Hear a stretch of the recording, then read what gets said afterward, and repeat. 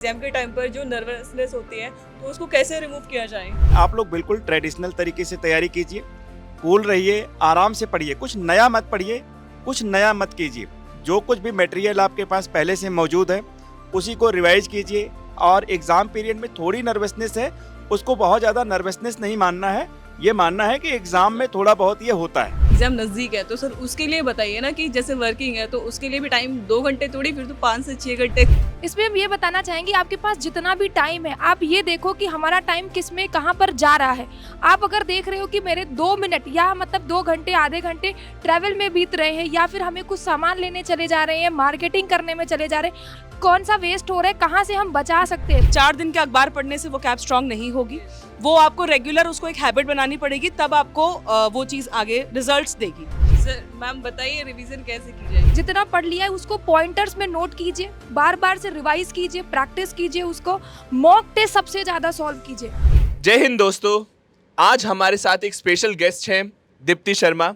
Deepti Sharma PW मंच की एक छात्रा हैं और साथ साथ वो वर्किंग महिला भी हैं।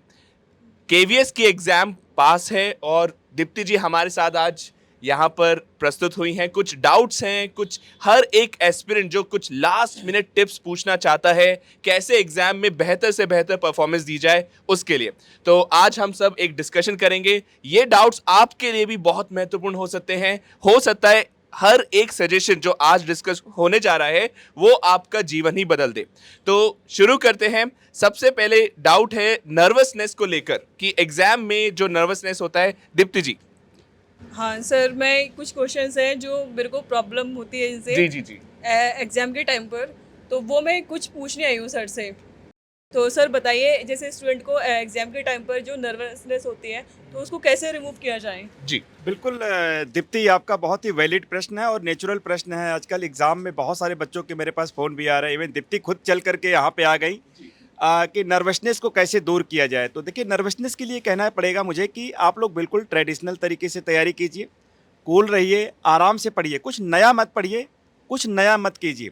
जो कुछ भी मटेरियल आपके पास पहले से मौजूद है उसी को रिवाइज कीजिए, टाइम से खाना खाइए, सोइए भी, 8 घंटे कम से कम सोना ज़रूरी है, ये भी करना ज़रूरी है। और एग्ज़ाम पीरियड में थोड़ी नर्वसनेस है, उसको बहुत ज़्यादा नर्वसनेस नहीं मानना है, ये मानना है कि एग्ज़ाम में थोड़ा बहुत ये होता है।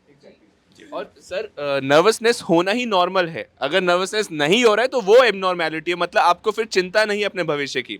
चलिए अगले प्रश्न की ओर चलते हैं सर। अगला प्रश्न दीप्ति जी का और किसी भी एस्पिरेंट का हो सकता है, ये है कि एक वर्किंग महिला कैसे तैयारी करे से लास्ट मिनट। क्या दीप्ति जी, क्या समस्या है वर्क करते हुए? वर्किंग हूँ तो सर मुझे एग्जाम देना है, तो उसके लिए भी मुझे टाइम मैनेज करना होगा, तो उसके लिए बताइए प्लीज कि कैसे मैनेज इसका करना है। शुभम सर आप इसका आंसर बताइए।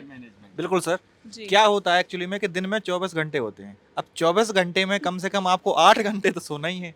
उसके बाद आपको कुछ 1-2 घंटे आपको नित्य क्रिया में भी लग जाते हैं और आप जैसे 4-5 घंटे कहीं वर्किंग करते हैं, फिर उसके बाद आप कम से कम दिन में 2 घंटे आप डेली कंटिन्यू पढ़ाई करेंगे तो आपका क्या रहेगा, जो वर्किंग टाइम है वो भी यूटिलाइज हो जाएगा और जो आपका समय आपका इधर उधर जा रहा है आपका वो भी यूटिलाइज बट हो सर ये जाएगा। एग्जाम के टाइम की बात हो रही है ना, एग्जाम नजदीक है, तो सर उसके लिए बताइए ना कि जैसे वर्किंग है तो उसके लिए भी टाइम 2 घंटे थोड़ी, फिर तो 5 से 6 घंटे तो कम से कम, उसके 7-8 लिए तो घंटे। उसके लिए तो एक ही उपाय है कि अगर आप 8 घंटे सोते हैं तो आप 8 घंटे मत सोइएगा, आप कम से कम 3 से 4 घंटे बट सोइएगा। सर अभी सर ने बोला 8 घंटे सोना है।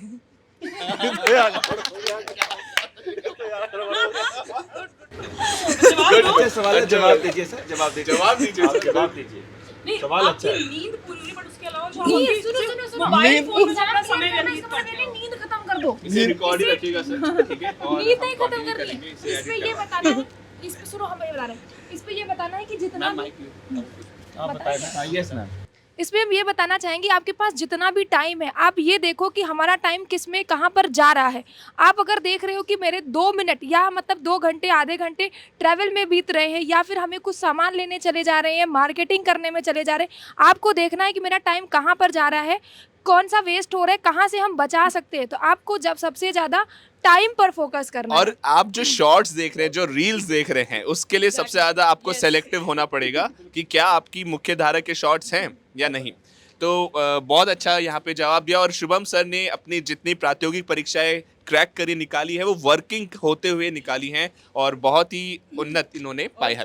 और सर जैसे स्टूडेंट्स के डाउट है, जैसे कि इंग्लिश में डाउट है, जैसे स्टूडेंट्स की आजकल मतलब आजकल भी कह सकते हो, या जो गवर्नमेंट स्कूल्स में स्टूडेंट होते हैं उनकी जो इंग्लिश वीक होती है सर, उनका ना तो पेडागोजी हो पाता है ना ग्रामेटिकली मिस्टेक्स वो इतनी करते हैं। तो प्लीज़ मैम इतना बताइए कि उनको मेन टॉपिक्स जो है वो कैसे करने चाहिए। पहले मैम आप बताइए आपको इंग्लिश में क्या दिक्कत आ रही है एज अ स्टूडेंट, जो हाँ आप अपना प्रॉब्लम बताइए। सर मुझे तो बस जो थोड़ा सा ग्रामेटिकल मिस्टेक्स होती है ना उनको, जैसे एरर्स होते हैं उनके लिए पूछना है मैम। सबसे पहले तो मैं बोलूँगी कि ये जो टेट के एग्जाम्स में मैम ग्रामर पे इतना फोकस नहीं होता है, पेडागोजी पे होता है। और सडनली जब केवीएस और डीएसएस भी आता है तो एकदम से ग्रामर ही आ जाती है और पेडागोजी ज़ीरो हो जाती है। तो ये थोड़ा डिफिकल्ट तो फेज़ रहता है मैम ये।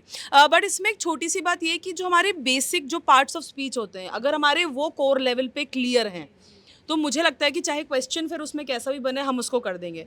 बात सेकंड है वोकैबुलरी की, तो मैम वोकैबुलरी 10 दिन का काम नहीं है। It's something which you have to develop over the time, सीधी सी बात है। तो उसमें बच्चे मैम हमें क्लास में जैसे आपने पूछा तो ऐसे बच्चे एकदम पूछते हैं मैम बताइए अब 4 दिन में क्या करें हम कि हमारी वोकैब स्ट्रांग हो जाए। 4 दिन के अखबार पढ़ने से वोकैब स्ट्रांग नहीं होगी, वो आपको रेगुलर उसको एक हैबिट बनानी पड़ेगी, तब आपको वो चीज़ आगे रिजल्ट्स देगी। तो और ऑफकोर्स मैम आप क्योंकि टीचर्स बनेंगे तो बेसिक इंग्लिश अच्छी होना इंपॉर्टेंट है, तो प्लीज़ रीडिंग भी करें। बिल्कुल मैम, बहुत बढ़िया। साथियों, करत करत अभ्यास से जड़मति होत सुजान। बिना अभ्यास के कोई भी प्रात्यगिक परीक्षा क्रैक नहीं हो सकती। और रिवीजन कैसे करें, अगला प्रश्न रिवीजन से रिलेटेड है कि रिवीजन कैसे करें एग्जाम से पहले। इसके लिए सारिका मैम एक बार आप अपना पहले डाउट पूछ लीजिए। सर मैम बताइए रिवीजन कैसे की जाए, जैसे अब थोड़ा सा टाइम बचा है, 22 को एग्जाम है, 23 को एग्जाम स्टार्ट हो रहे हैं, तो मैम उसके लिए रिवीजन का टाइम बताइए कि किस तरीके से रिवीजन की जाए और मेन टॉपिक्स जिन पे फोकस किया जाए। तो सबसे पहले तो मैं ये बोलूँगी कि आपने एग्ज़ाम की तैयारी कितनी की है, कैसे की है, वो सब तो ठीक है।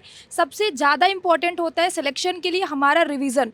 हम रिवीज़न, आपने पढ़ाई तो बहुत करी है लेकिन अगर रिवीज़न नहीं करे हैं, हो सकता है कि आपका कॉन्फिडेंस डाउन हो, आप उतना अच्छा परफॉर्म ना कर पाए एग्ज़ाम में अगर रिवीज़न नहीं कर रहे हैं तो रिवीज़न करने के लिए करना क्या है, कुछ नई चीज़ें नहीं है, जो कुछ भी आपने पढ़ा है अभी तक की पढ़ लिया है, आप कुछ नए पे मत भागिए। जो चीज़ें आप तैयार कर सकते हो वो तो ठीक है, जितना पढ़ लिया है उसको पॉइंटर्स में नोट कीजिए, बार बार से रिवाइज कीजिए, प्रैक्टिस कीजिए उसको। मॉक टेस्ट सबसे ज़्यादा सॉल्व कीजिए हर एक सब्जेक्ट का। जैसे कि आपका 180 नंबर का केवीएस का एग्ज़ाम होने वाला है, आप पूरा का पूरा पेपर करोगे, सारा सब्जेक्ट इकट्ठे तो नहीं रिवाइज हो सकता है, लेकिन अगर आप एक मॉक टेस्ट दे देते हो हर एक टॉपिक आपका रिवाइज होगा। तो इस टाइम पर या 2 से 3 दिन पहले, 4 दिन पहले जितने ज़्यादा मॉक टेस्ट दोगे आपके लिए उतना ही ज़्यादा बेनिफिशियल। मैम 2 से 4 दिन में अगर मॉक टेस्ट लगाएंगे वैसे मोरल डाउन हो जाना है। नहीं मैम, इस टाइम पर मॉक टेस्ट सबसे ज़्यादा ज़रूरी है। इससे आपका टाइम मैनेजमेंट अच्छा होगा, इससे आपका हर एक टॉपिक रिवाइज हो जाएगा, आपको अंदर से कॉन्फिडेंस आएगा कि मेरी तैयारी इतनी है, इस पे हमें इस टॉपिक पे और काम करना है और मेरा इतना स्कोर यहाँ पर आ रहा है तो एग्जाम में भी हम अच्छा कर ले जाएंगे। आपको इतना श्योरिटी हो जाती है कि मेरा इतनी तैयारी हो चुकी है, मेरा एग्जाम कैसा होने वाला है आपको एक आइडिया भी लग जाता है मॉक टेस्ट से। जी तो ये कुछ विशेष डाउट्स थे साथियों, ये दीप्ति शर्मा जी के डाउट्स थे। दीप्ति शर्मा पीडब्ल्यू मंच में जीत बैच की छात्रा हैं और यहाँ पर और यहाँ पर कुछ और डाउट्स आपके भी हो सकते हैं। अगर आपके कोई भी डाउट है तो आप पीडब्ल्यू के मंच से जुड़ सकते हैं, कमेंट सेक्शन में अपने डाउट पूछ सकते हैं। और यहाँ पर दीप्ति शर्मा जी एक और बात पूछना चाहती है। जी सर, एक और डाउट है मेरा कि जैसे पेडागोजी, स्टूडेंट बहुत ज़्यादा आजकल पेडागोजी फोकस करते हैं और ऊपर से पेडागोजी आती भी ज़्यादा है, तो सर उसके लिए बताइए कैसे कैसे करना है। बहुत अच्छा सवाल है। पेडागोजी के लिए जो है आप लोगों को बता दूं कि इस बार नया पैटर्न जो है चेंज हुआ है 2021-22 में, जिसमें आप लोगों को डेवलपमेंटल साइकोलॉजी पढ़नी है, लीडरशिप के बारे में आपको जानना है, एजुकेशन क्या है, टीचिंग क्या होती है, लर्निंग क्या है, करिकुलम क्या है और सबसे इम्पॉर्टेंट नेशनल एजुकेशन पॉलिसी 2020, निपुण भारत क्या है, FLN क्या है। आपको इन सारे कॉन्सेप्ट्स को जो है एक बार पढ़ना पड़ेगा। पेडागोजी हिंदी की, आपको इंग्लिश की, सब्जेक्ट वाइज भी थोड़ा एक बार रिवाइज करके जाना है, बहुत अच्छा करेंगे। पेडागोजी में कुछ बहुत नई चीज़ नहीं पूछी जाएगी, ट्रेडिशनल चीज़ें ही पूछी जाएंगी। आपको आराम से पेडागोजी आप अपने सब्जेक्ट पे फोकस करिएगा। ठीक है, तो साथियों all the very best for examination और अपने पूरे लक्ष्य प्राप्ति में इसी प्रकार लगे रहिए। All the very best.